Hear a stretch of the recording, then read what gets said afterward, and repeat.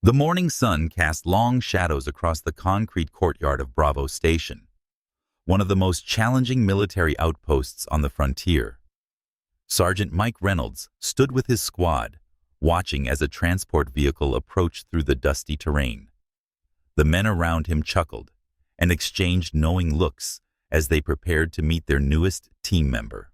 "Another fresh face," muttered Corporal Jake Stevens, spitting into the dirt. "Bet this one doesn't last a week either." The transport came to a halt, and the driver stepped out, opening the rear door. What emerged surprised everyone. Instead of the typical nervous young recruit they expected, a woman stepped out confidently. She appeared to be in her mid-20s, with short brown hair, tied back neatly, and sharp green eyes that immediately scanned the area around her. She wore standard military fatigues that looked fresh from supply, and her boots had the telltale shine of someone who hadn't yet experienced the harsh conditions of frontier duty. A single duffel bag hung over her shoulder, and she carried herself with a straight posture that spoke of military training, though the men couldn't tell how extensive it might be. "Great, just great," whispered Private Tommy Chen to his buddy. "Now we have to babysit someone who probably can't even handle a proper weapon." The woman approached the group, her eyes meeting each of theirs directly. There was something unsettling about her calm demeanor that made a few of the soldiers shift uncomfortably. Most new recruits showed at least some nervousness when arriving at Bravo Station. This place had a reputation for breaking people, and everyone knew it. "Looking for Sergeant Reynolds," she said simply, her voice clear and steady. Mike stepped forward, his chest puffed out slightly. He had been running the squad for 3 years and had seen dozens of recruits come and go. Some lasted months. Others barely made it through their first patrol. He prided himself on being able to size up new personnel within minutes of meeting them. "That would be me," he replied, looking her up and down. "You must be our new addition. What's your name, soldier?" "Parker," she responded without elaborating further. "Just Parker?" Jake interrupted with a smirk. "What? No first name? Or are you one of those mysterious types?" She turned to look at Jake with an expression that could have frozen water. "Parker will do fine for now." The other men in the squad began to gather around, curious about this new arrival, who seemed different from their usual recruits. There was something about her that didn't quite fit the typical pattern, but they couldn't put their finger on what it was. Private Rodriguez stepped closer, trying to appear helpful. "Listen, Parker, this isn't some training camp back home. This is Bravo Station. We see real action here. The kind of stuff that separates the rookies from the soldiers. You sure you're ready for what we do out here?" Parker's lips curved into what might have been a smile, though it didn't reach her eyes. "I think I can manage." And, "Can you now?" Mike crossed his arms. "Tell me, Parker, what's your background? Where did you serve before this assignment?" "Various places," she replied vaguely. "Nothing you would find particularly interesting." This response only served to irritate the sergeant more. He was used to new recruits being eager to prove themselves, to share their training achievements or previous assignments. This woman's evasiveness struck him as either arrogance or an attempt to hide inexperience. "Various places," Mike repeated mockingly. "Well, aren't you mysterious? Let me guess. You probably spent your time pushing papers at some comfortable base where the biggest danger was a paper cut." The men around him chuckled appreciatively. They had developed a tight bond over their time together, facing the genuine dangers that came with frontier duty.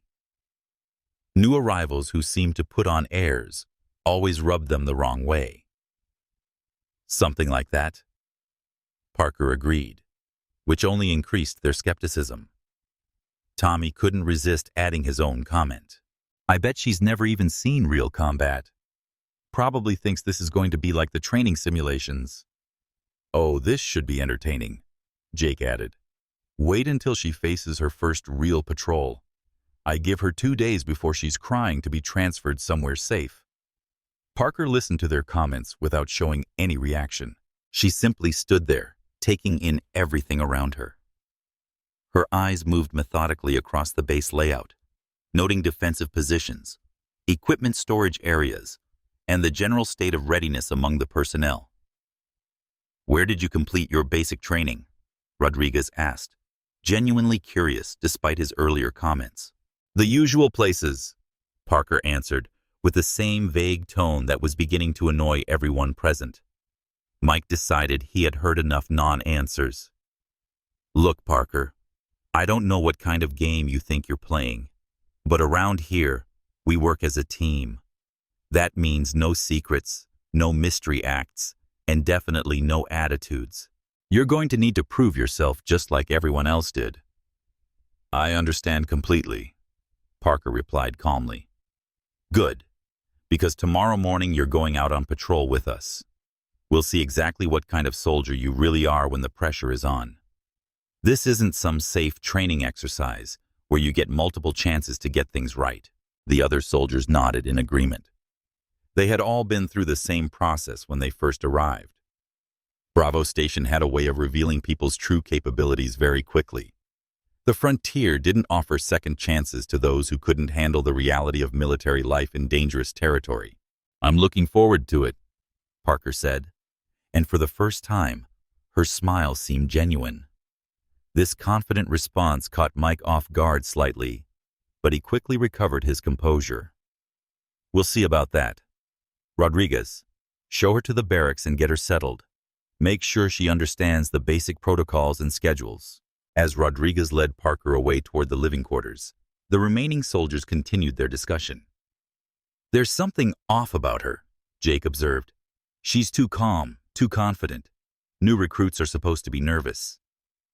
"Maybe she's just good at hiding it," Tommy suggested. "Some people don't like showing weakness.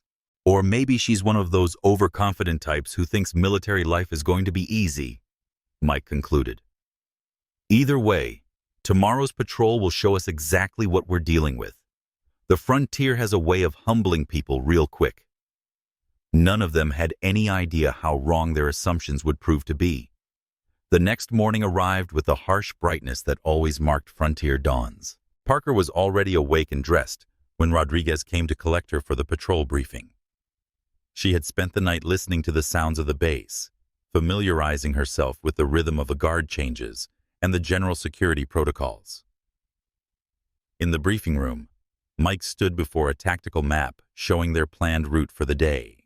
The patrol would take them through some of the more challenging terrain around Bravo Station, including areas where hostile contact had been reported in recent weeks. "All right, people, listen up," Mike began. His voice carried the authority of someone used to being obeyed. "Today's route takes us through Sectors 7 through 12. Intelligence suggests possible enemy movement in Sector 9, so we'll be extra cautious there."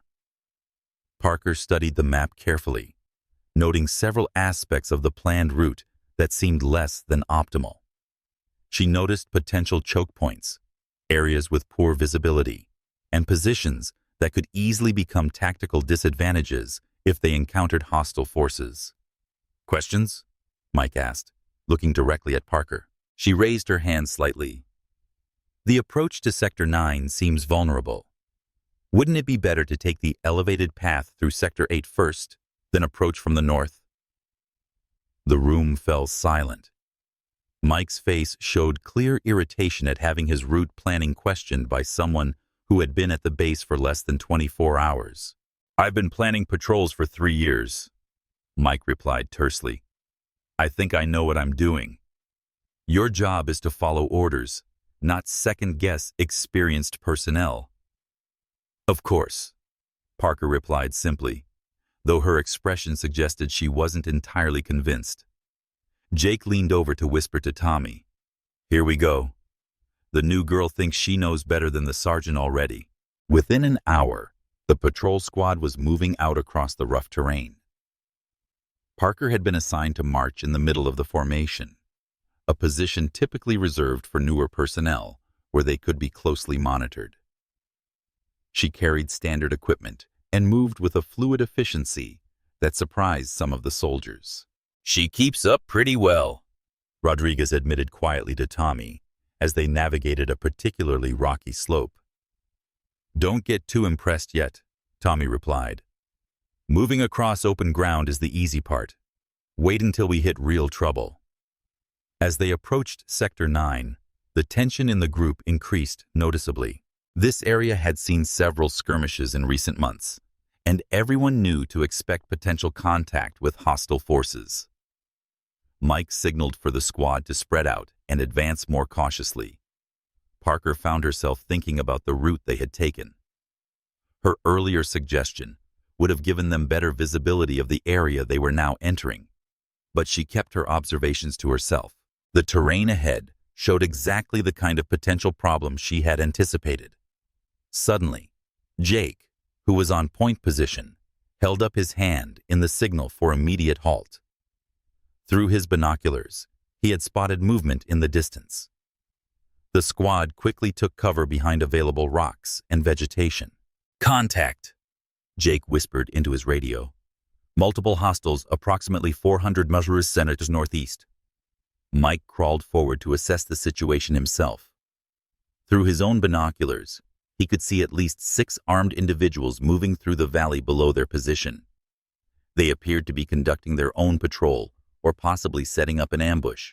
We need to report this in and wait for backup, Mike decided. Too many of them for a direct engagement. Parker had moved to a position where she could observe the situation as well. She watched the hostile forces for several minutes, noting their movement patterns, equipment, and apparent level of training. Something about their positioning and behavior caught her attention. "Sergeant," she said quietly, "they're not just patrolling. Look at how they're positioning themselves. They're setting up an ambush for someone else." Mike looked at her with annoyance. "I can see what they're doing. That's why we're calling for backup instead of engaging. But if they're setting up an ambush, that means someone else is walking into a trap. Probably another patrol from our base." This observation made Mike pause. If Parker was right, another squad could be in serious danger. He studied the hostile positions more carefully and realized she might have a point. The enemy forces were positioning themselves along what appeared to be a commonly used patrol route. "Rodriguez, check the patrol schedule. See if anyone else is supposed to be in this area today." Rodriguez quickly consulted his tactical display. "Delta Squad is scheduled to pass through Sector 11 in about 30 minutes. That would put them right in the path of this ambush." The situation had suddenly become much more complicated. They couldn't simply wait for backup if friendly forces were about to walk into a trap, but they were outnumbered and in a potentially disadvantageous position. "Options?" Mike asked his team, though he was clearly struggling with the tactical situation. "We could try to radio Delta Squad and warn them off," Jake suggested. "Radio traffic might be monitored," Tommy pointed out. "Could give away our position and Delta Squad's position." Parker had been studying the terrain and enemy positions carefully. "There's another option," she said. "If we move to the ridge line there, we could get a clear shot at their position. The angle would let us engage effectively while providing cover." Mike looked at the position she was indicating. It would require a dangerous movement across open ground, and the tactical advantage wasn't immediately obvious to him. "That's too risky. We stick with calling for backup. By the time backup arrives, Delta Squad will already be in the killing zone," Parker pointed out calmly. The truth of this statement was uncomfortable but undeniable. Mike found himself in exactly the kind of situation he hated most, forced to make a critical decision with incomplete information and limited options. As he wrestled with the decision, Parker continued to observe the enemy forces. She had identified what appeared to be their command element and noted several tactical weaknesses in their positioning. Her mind was already working through multiple engagement scenarios, calculating angles, distances, and timing. "Sergeant," Rodriguez said urgently, "I'm picking up radio chatter from Delta Squad. They're about 15 minutes out from the ambush zone." The pressure to make a decision was mounting rapidly. Mike looked at his squad, all of whom were watching him expectantly. They trusted his judgment, but they also knew that other soldiers' lives were potentially at stake. Parker remained silent, but her eyes continued to track the enemy movements with the kind of focused intensity that suggested she was seeing details others might miss. There was something about her calm assessment of the tactical situation that was beginning to make the other soldiers take notice. "Whatever we're going to do, we need to decide now," Jake urged quietly. Mike felt the weight of command bearing down on him as he realized that the next few minutes would determine whether his squad and Delta Squad made it home safely. Time was running out, and Mike could feel sweat forming on his forehead. Despite the cool morning air, Delta Squad was moving closer to danger with each passing minute, and his own squad was looking to him for leadership. The weight of potentially multiple casualties rested heavily on his shoulders. "I'm going to try to warn Delta Squad," Mike finally decided. "We'll use short-coded bursts to minimize detection risk." Parker shook her head slightly. "They're already monitoring communications. Look at their equipment setup." She pointed toward the enemy position, where one of the hostile forces was clearly operating radio monitoring equipment. Mike could see the antenna array and realized that any radio communication would likely be intercepted. "Then what do you suggest?" Mike asked, his frustration evident. "The ridge position I mentioned earlier. It's our best option for engaging them before Delta Squad arrives." Jake looked skeptical. "That's a lot of open ground to cover. If they spot us moving, we'll be sitting ducks." Parker had been studying the terrain more carefully. "There's a depression that runs most of the way to the ridge. We could use it for concealment. The timing would be tight, but it's doable." Mike examined the area she was describing. The depression was subtle, barely visible from their current position, but it did appear to offer a potential route. However, executing such a movement would require precise timing and coordination. "Even if we make it to the ridge," Rodriguez pointed out, "we're still outnumbered." "Numbers aren't everything," Parker replied quietly. "Position and timing matter more." There was something in her tone that made the other soldiers pause. She spoke with the kind of confidence that usually came from experience, not from training manuals or theoretical knowledge. "You seem pretty sure about tactical assessments for someone with limited field experience," Mike observed suspiciously. Parker met his gaze steadily. "Some things you learn quickly when your life depends on it." Mike was about to respond when Rodriguez suddenly grabbed his arm. "Sergeant, Delta Squad just checked in. They're 10 minutes out." The moment of decision had arrived. Mike looked at his squad members, seeing a mix of concern and determination in their faces. They would follow whatever order he gave, but he could sense their awareness that conventional options were rapidly disappearing. "All right," Mike said finally. "We move to the ridge position, Parker. Since this was your idea, you take point and show us this route you're so confident about." Parker nodded and immediately began moving toward the depression she had identified. The other soldiers followed, staying low and moving as quietly as possible. As they began their approach, it became clear that Parker had read the terrain accurately. The depression provided better concealment than any of them had initially realized. Moving through the depression required careful navigation. The ground was uneven with loose rocks that could easily cause noise or injury. Parker moved with a fluid grace that impressed the others, seeming to find secure footing instinctively while maintaining a pace that kept them on schedule. "She knows what she's doing," Tommy whispered to Rodriguez as they followed her lead. About halfway to the ridge position, Parker suddenly stopped and raised her fist, signaling for an immediate halt. She had spotted something that the others had missed. One of the enemy forces had moved from the main group and was now positioned where he could potentially observe their movement route. Parker studied the situation for a few moments, then gestured for Jake to move up beside her. "See the guard position at 2A," she whispered. Jake looked through his scope and spotted the lone enemy soldier. "Yeah, I see him. He's got a good view of our route. Can you take him out quietly?" Jake considered the shot. The distance was manageable, but the angle was challenging, and a missed shot would alert the entire enemy force to their presence. It's not an easy shot, Jake admitted. Parker studied the situation more carefully. Wait here, she said simply.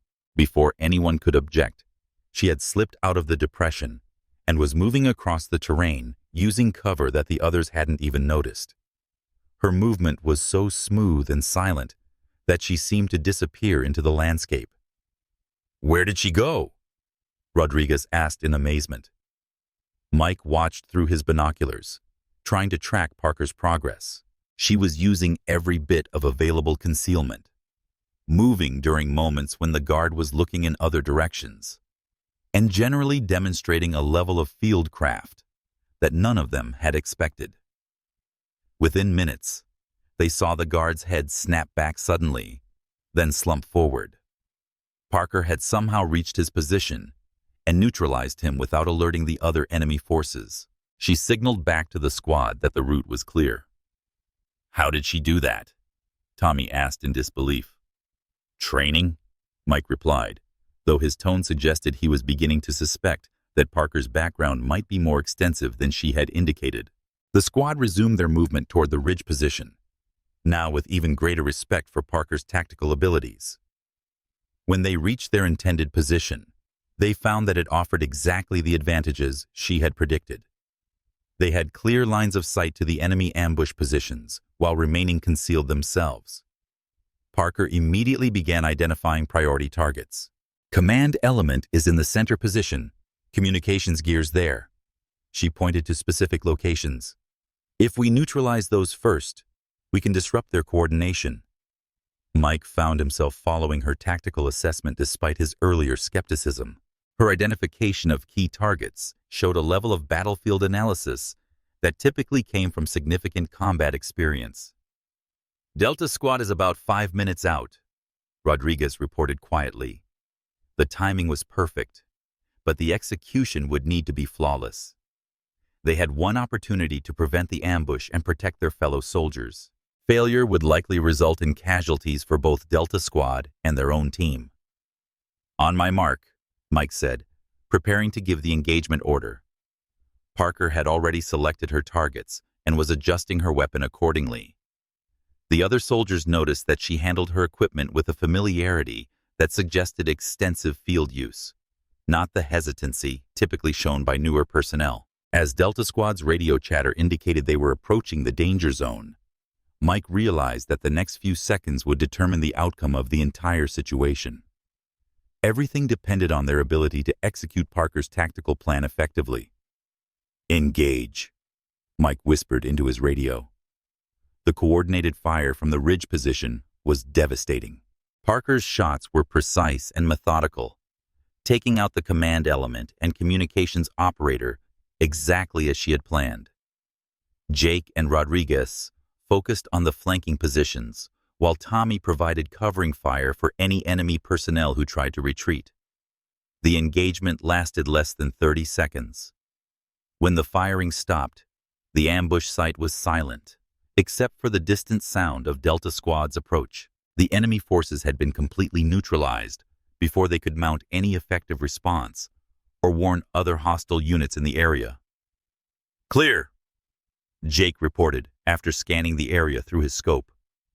Delta Squad, this is Bravo Patrol, Mike radioed. Sector 9 is secure. Hostile ambush position has been neutralized.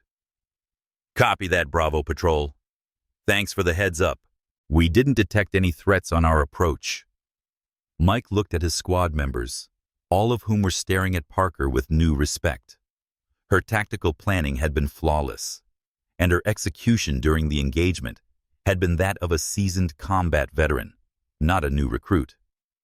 Nice work, everyone, Mike said, though his eyes remained focused on Parker. Let's secure the area and check for intelligence materials.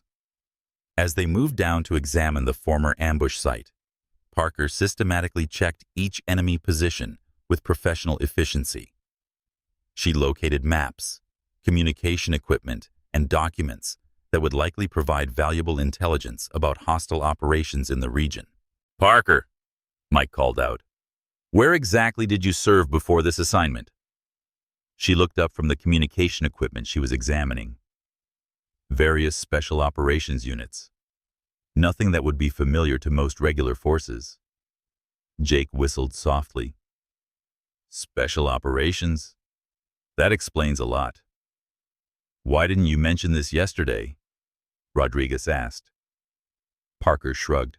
It didn't seem relevant at the time. Besides, some assignments aren't discussed openly. Mike was beginning to understand why Parker had seemed so different from typical new arrivals. Special operations personnel often had extensive combat experience and specialized training that regular forces rarely encountered. Her calm confidence and tactical expertise now made much more sense.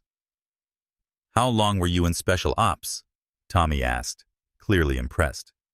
Long enough to learn a few things, Parker replied without providing specific details. As they completed their examination of the ambush site, it became clear that they had prevented what could have been a significant attack. The enemy forces had been well equipped and positioned to cause serious casualties to any patrol that entered their killing zone.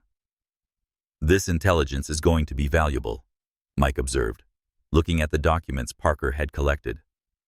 Command will want to see this immediately. The patrol back to Bravo Station took on a different atmosphere than their outbound journey. The squad members now looked at Parker as a proven team member rather than an untested newcomer. Her actions had saved lives and demonstrated capabilities that exceeded anything they had expected. I owe you an apology, Mike said to Parker as they walked. I made assumptions about your background and capabilities that were clearly wrong. No apology necessary, Parker replied. Skepticism about new team members is healthy. It keeps everyone sharp. Still, I should have listened to your tactical suggestions from the beginning. Your route assessment was spot on. When they arrived back at Bravo Station, news of their successful engagement had already reached the base command structure. Captain Williams, the base commander, was waiting to debrief them personally. Outstanding work out there, Captain Williams told the squad. Your actions prevented what could have been a significant loss of personnel and equipment. During the debrief, Parker's role in the success became increasingly apparent. Her tactical planning, target identification, and execution had been the decisive factors in the engagement's outcome. The other squad members made sure Captain Williams understood her contributions. Parker, Captain Williams said after the formal debrief concluded, I'd like to speak with you privately. Mike and the other squad members exchanged glances as Parker followed the captain to his office. They had begun to suspect that there might be more to Parker's story than she had revealed, but her conversation with the base commander would likely provide some answers. I've been reviewing your file, Captain Williams said once they were alone. Your previous assignments are quite impressive. Thank you, sir.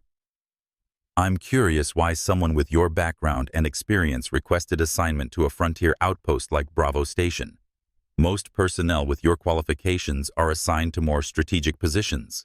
Parker considered her response carefully. Sometimes people need a change of pace. Frontier duty offers different challenges than special operations. Indeed, it does. I suspect your presence here is going to be beneficial for everyone involved. Sergeant Reynolds is a good man, but he lacks experience with the kind of advanced tactical situations you've clearly encountered before. He handled today's situation well. His squad is solid, yes, but they'll be even better with your guidance. I'm considering some organizational changes that might better utilize your capabilities.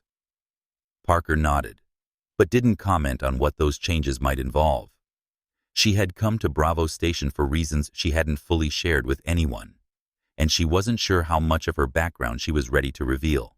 Meanwhile, back in the squad area, Mike was fielding questions from his team members about Parker's performance and background. Did you see how she moved during that approach? Jake asked. I've never seen anything like it. She was practically invisible. And those shots, Rodriguez added, dead center every time. That's not luck or basic training. Mike had to admit that Parker's performance had been extraordinary. Everything about her actions suggested extensive combat experience and specialized training that went far beyond standard military preparation.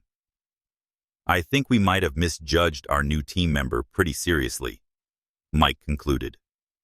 "No kidding," Tommy agreed. "I just hope she's planning to stick around for a while. Having someone with her skills on the team could make a huge difference." None of them yet realized just how significant that difference was about to become. Over the following days, Parker continued to demonstrate exceptional capabilities that impressed everyone at Bravo Station. Her tactical insights during mission planning sessions proved consistently valuable, and her field performance set a new standard for the entire base. Mike found himself relying more and more on Parker's expertise, though he still didn't fully understand her background. She remained somewhat reserved about her previous assignments, sharing operational knowledge freely while keeping personal details private. "Parker," Mike said during one of their planning sessions, "I've been thinking about today's patrol route. What's your assessment of the northern approach?" Parker studied the tactical map carefully. "Hostile activity has been increasing in that sector. I'd recommend additional reconnaissance before committing a full patrol." "What kind of reconnaissance?" "Small team, advanced surveillance equipment, overnight observation post. Get a better picture of movement patterns before we expose larger numbers of personnel." Her suggestions consistently showed a level of strategic thinking that impressed not just Mike's squad, but other unit leaders who had begun consulting with her on their own operations. Captain Williams had been observing these developments with growing interest. Parker's influence on base operations was becoming significant, and her tactical expertise was clearly superior to most personnel stationed at Bravo Station. "Parker," Captain Williams called during one evening briefing, "I'd like you to review our overall defensive positions and provide recommendations for improvements." This request surprised many of the personnel present. Defensive planning was typically handled by senior officers with years of experience in base management. Asking a recently arrived soldier to evaluate established defensive positions was unusual. Parker accepted the assignment without comment and spent the next several days conducting a comprehensive assessment of Bravo Station's defenses. She examined everything from perimeter security to communication systems, supply lines to emergency protocols. Her final report was thorough and professional, identifying several vulnerabilities that had previously gone unnoticed. More importantly, she provided practical solutions for addressing each problem she had identified. "These recommendations are excellent," Captain Williams told her privately. "You've identified issues that our previous assessments missed entirely." "Fresh perspective can be helpful," Parker replied simply. "I think it's more than that. Your analysis shows familiarity with defensive planning at a level that suggests significant experience with base security operations." Parker didn't respond directly to this observation, but Captain Williams was beginning to form his own conclusions about her background and qualifications. Meanwhile, Mike's squad had become one of the most effective units at Bravo Station. Their recent operations had been consistently successful with minimal casualties and maximum intelligence gathering. Other squad leaders were beginning to ask Mike about his team's improved performance. "It's Parker," Mike admitted to Sergeant Davis from Alpha Squad. "She's transformed how we approach tactical situations. I've heard the stories about that ambush engagement. Sounds like she has some serious skills. More than I initially realized. I'm starting to think her background might be more extensive than any of us understood when she first arrived." This conversation was interrupted by an urgent alert from the base communication center. Intelligence had detected signs of a major hostile operation being planned against Bravo Station itself. The attack would likely involve significantly more enemy forces than anything they had previously encountered. Captain Williams immediately called for all squad leaders to attend an emergency briefing. The intelligence indicated that the attack would come within the next 48 hours, using coordinated assault teams and heavy weapons. "This is beyond anything we've faced before," Captain Williams explained to the assembled personnel. We're looking at a full-scale assault with the potential for significant casualties. The room fell silent as everyone absorbed the implications. Bravo Station had been designed to handle normal patrol operations and small-scale engagements, not a major coordinated attack. Recommendations, Captain Williams asked the group. The suggestions that followed were predictable. Strengthen perimeter defenses, call for reinforcements, prepare for siege conditions. All reasonable responses, but none that address the fundamental challenge of defending against superior numbers with limited resources. Parker had been listening quietly from the back of the room. When Captain Williams specifically asked for her assessment, all eyes turned toward her. "The conventional approaches will help," she said, "but they won't be sufficient against the kind of coordinated assault the intelligence describes. What do you suggest?" Parker moved to the tactical display and began outlining a different approach.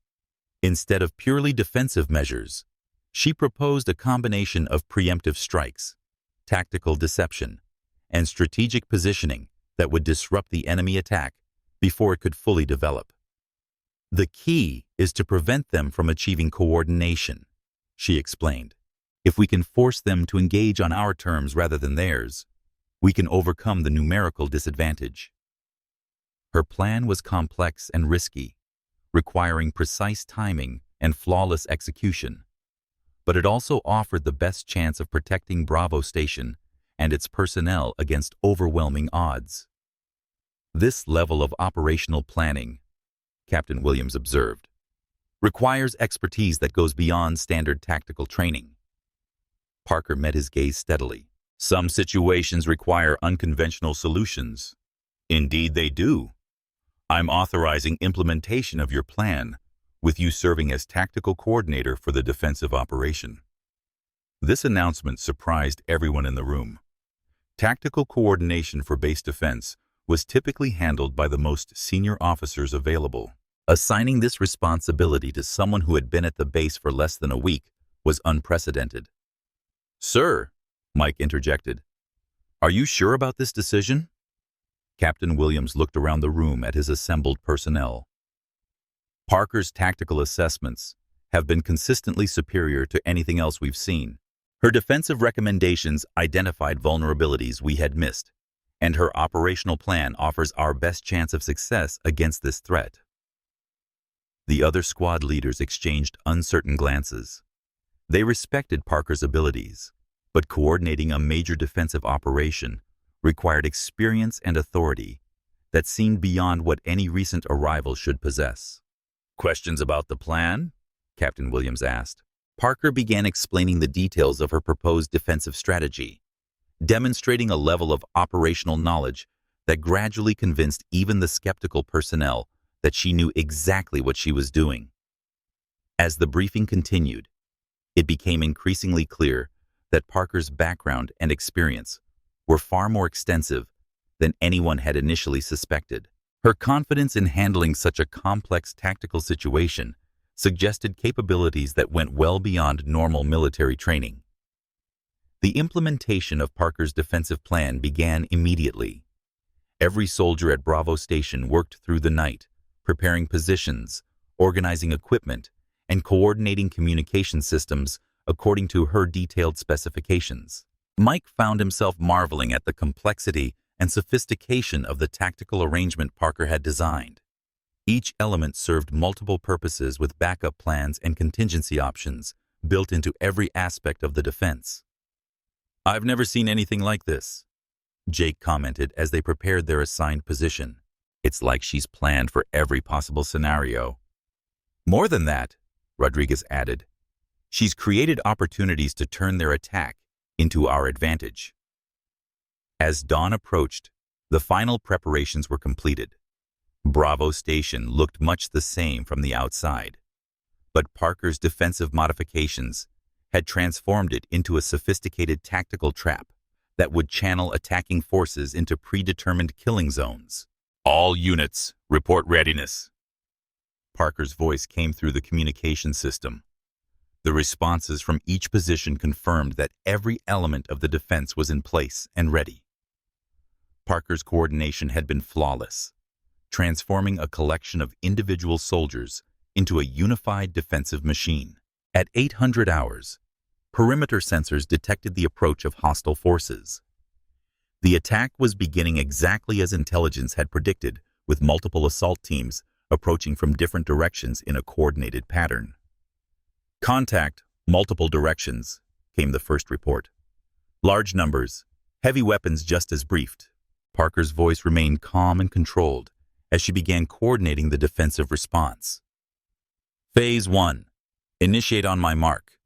All units hold fire until designated targets are in position. From their concealed positions, the defenders watched as enemy forces advanced toward what they believed were vulnerable approaches to the base. In reality, they were moving exactly where Parker had predicted they would, entering carefully prepared zones where the defenders held every advantage. "Mark," Parker announced. "Phase 1 execute." The coordinated fire from Bravo Station's defenders was devastating. The enemy assault teams found themselves caught in crossfires they hadn't anticipated, taking casualties while being unable to identify the source of the defensive fire. Parker's tactical deception had worked perfectly. The attacking forces believed they were facing a standard defensive posture, but instead encountered a sophisticated trap that turned their coordinated approach against them. "Phase 2. Standby," Parker continued. "Enemy forces will attempt to regroup and redirect. Be ready for secondary approaches." Just as she predicted, the surviving enemy personnel began attempting to reorganize their attack. But Parker's plan had anticipated this response as well, with secondary defensive positions prepared to engage any regrouping efforts. Mike listened to Parker's tactical coordination with growing amazement. She was managing the entire defensive operation with a level of expertise that suggested years of experience in similar situations. "Phase 2. Execute," Parker ordered. The second wave of defensive fire completed the disruption of the enemy attack. What had begun as a coordinated assault by superior numbers had been transformed into a series of isolated engagements where the defenders held clear advantages. Within 2 hours, the attack was over. The hostile forces had been either eliminated or forced to retreat, leaving Bravo Station secure and largely undamaged. Parker's defensive plan had achieved complete success, with minimal casualties among the defending personnel. "Outstanding work, everyone," Captain Williams announced over the communication system. "Mission accomplished with minimal losses." As the all-clear was given, and personnel began securing their positions, the full scope of Parker's achievement became apparent. She had not only successfully defended the base against overwhelming odds, but had done so with tactical brilliance that impressed every soldier involved. "Parker," Captain Williams called over the radio, "report to my office immediately." When she arrived, Captain Williams was waiting with several documents spread across his desk. His expression was serious, but not unfriendly. "Outstanding performance today," he began. "Your tactical coordination was flawless." "Thank you, sir. However, I think it's time we discussed your actual background and qualifications. The level of expertise you demonstrated today doesn't come from standard military training." Parker remained silent, waiting to see what Captain Williams had discovered. "I've been reviewing classified personnel files," he continued. "It seems that Parker isn't just your last name. It's your operational designation." He picked up one of the documents from his desk. "Colonel Sarah Parker, Strategic Operations Command, multiple decorations for tactical excellence, specialized in defensive planning and crisis management." The truth was finally revealed. Parker wasn't a new recruit at all, but a highly experienced officer who had been temporarily assigned to Bravo Station for reasons that were now becoming clear. "Your presence here wasn't random, was it?" Captain Williams asked. "No, sir. Intelligence had detected planning for this attack weeks ago. I was sent to assess the base's defensive capabilities and prepare for the assault." "Why didn't you reveal your actual rank and assignment from the beginning?" Operational security required maintaining cover until the threat was resolved. Also, it was important to evaluate existing personnel without my presence affecting their normal performance. Captain Williams nodded, understanding the logic behind the deception. Well, your evaluation of my personnel seems to have been positive. You worked effectively with Sergeant Reynolds and his squad. They're excellent soldiers. They just needed tactical guidance that matched the threat level they were facing. And now my assignment here is complete. I'll be returning to Strategic Operations Command tomorrow, unless you have specific requests for extended support. When word spread through Bravo Station that Parker was actually a colonel who had been temporarily assigned to help them, the reactions ranged from amazement to embarrassment. Mike and his squad members were particularly struck by how they had initially treated such a highly qualified officer. A colonel, Jake said in disbelief. We were giving tactical advice to a colonel. More embarrassing than that, Mike replied. We were questioning the tactical judgment of one of the military's top strategic planners. At least we figured out she knew what she was doing, Rodriguez pointed out. Eventually, Parker found Mike later that evening as he was completing his duty reports.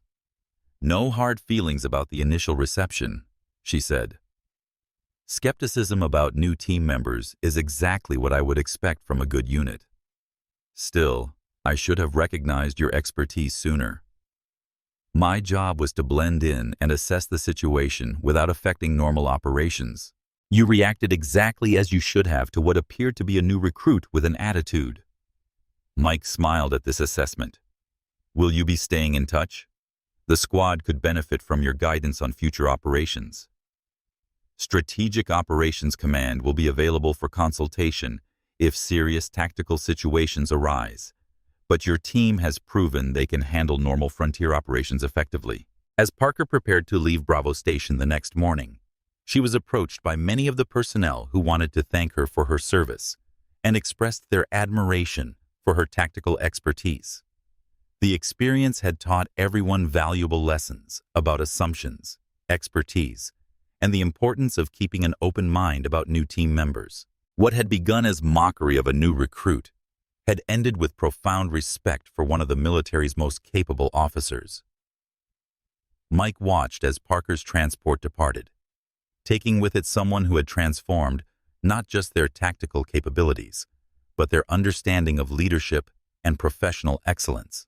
Her brief time at Bravo Station would be remembered as a masterclass in military expertise and humble professionalism. In the dusty courtyard of Bravo Station, a squad of battle-hardened soldiers once laughed at the quiet newcomer they called just Parker. Certain she was another fragile recruit who would crumble under the frontier's unforgiving weight.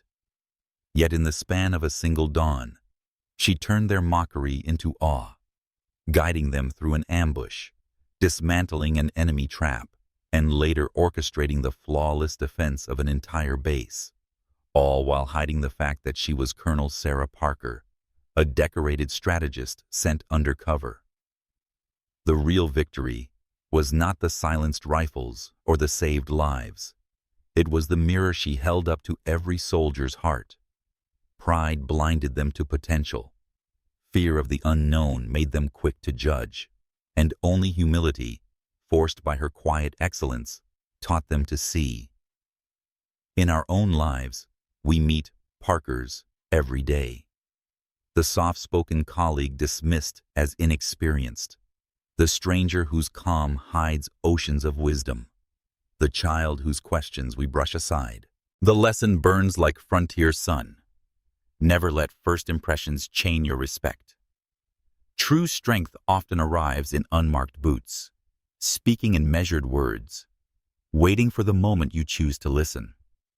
Drop a comment below. Tell me about a Parker who shattered your assumptions and changed your path. Hit that subscribe button and ring the bell so we can keep unpacking these raw, life-shifting stories together. Your next breakthrough might be hiding in plain sight.